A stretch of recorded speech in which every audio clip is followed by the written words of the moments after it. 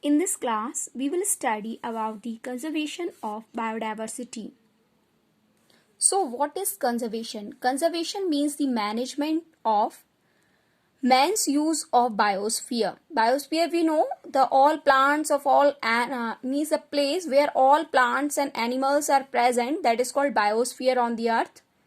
So, the conservation means the management of man's use of biosphere in such a way that maximum benefits can be obtained from it, and in such a way that after obtaining the maximum benefits, it is remaining preserved for the future generation as well. Means the present generation has to use the biodiversity in such a way so that it can be prevented for the future generation as well. So this is the conservation of biodiversity. The next topic which comes, why the conservation of biodiversity is needed. So here you can see in these pie charts, here angiosperms pie chart, these much of angiosperm are in danger. Here 16% of angiosperm are critically endangered, 19% are endangered, and 14% are vulnerable. Vulnerable means these are about to come in these categories. Amphibians are also more than 50% are in danger. Birds, only 48% are safe. Reptiles, they are having more danger, only 36% are safe. Rest are in vulnerable, risk, and endangered and critically endangered category. Mammals, only 34% are safe and rest all are in danger. So there is an urgent need of conserving the biodiversity. The next point is conservation of biodiversity strategies. Means what all strategies can be followed. So protection in natural and artificial habitat means we have to preserve the natural and natural habitat of plants and animals as well as artificial. Natural, we know, botanical gardens. Natural means jungle and lake, pond, river, where these plants and animals are found naturally. Artificial habitat are botanical gardens, zoological gardens, zoo, etc.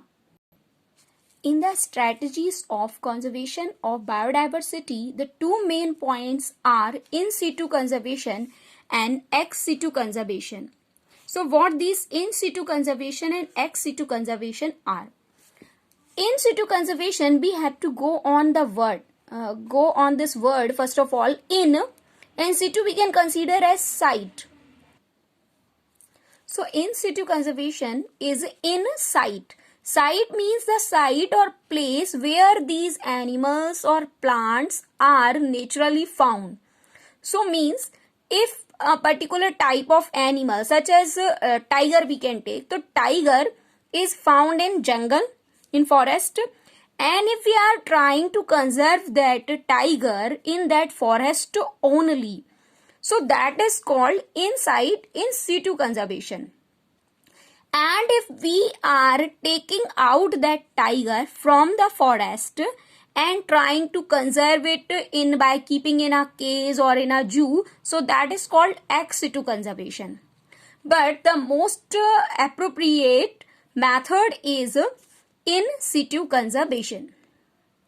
In this in situ conservation, all the plants and animals are conserved in the particular area where they are already, or we can say that the conservation of plants and animals in their natural habitat is in situ conservation.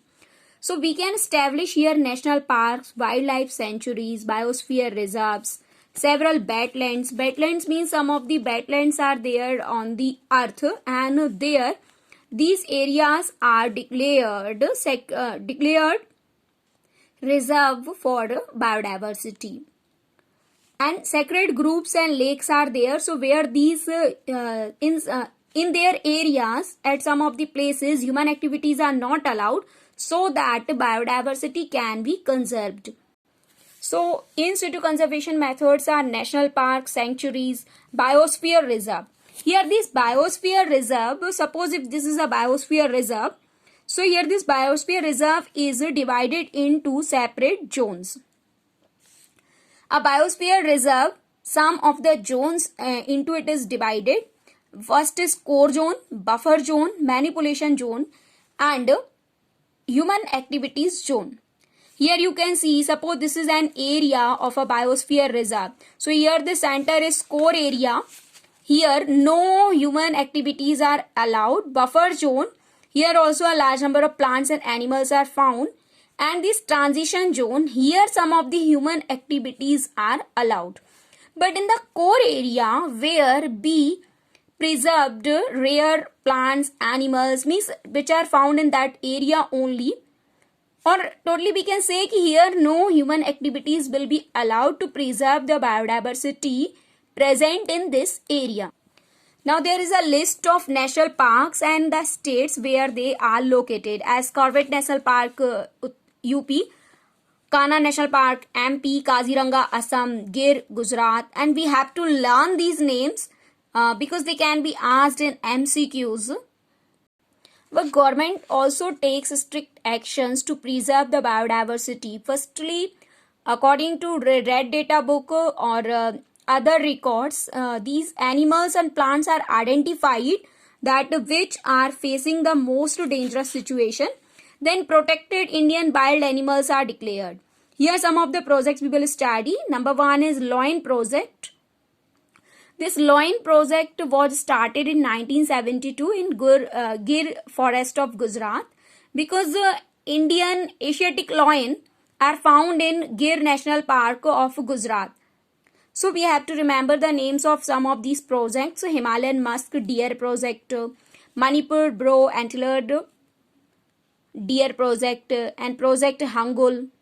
And one very important is Tiger Reserve Project. Tiger Reserve Project was the act of 1972 and it was enacted in 1973, which is often asked in exams.